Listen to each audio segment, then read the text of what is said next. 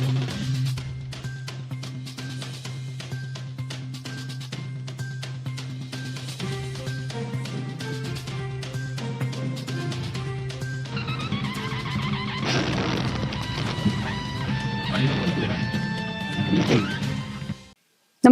आपण पाहता हिरकणी न्यूज.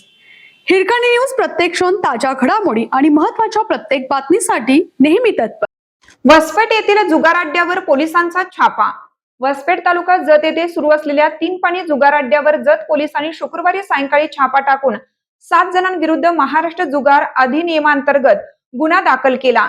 या कारवाईत रोख रक्कम, 4 चाकी, दुचाकी आणि मोबाईल असा 6,40,000 रुपयांचा मुद्देमाल जप्त करण्यात आलाय.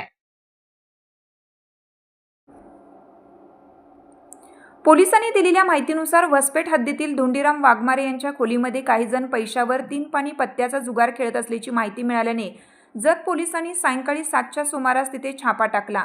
या कारवाई दरम्यान संशयित जुगार खेळताना रंगेहात आढळून आले.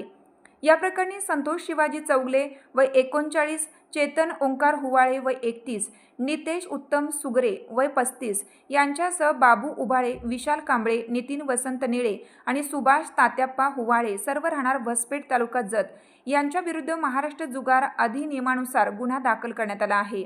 कारवाई दरम्यान काही संशयित घटनास्थळावरून पसार झाले असून पोलिसांनी त्यांचा शोध सुरू केला आहे.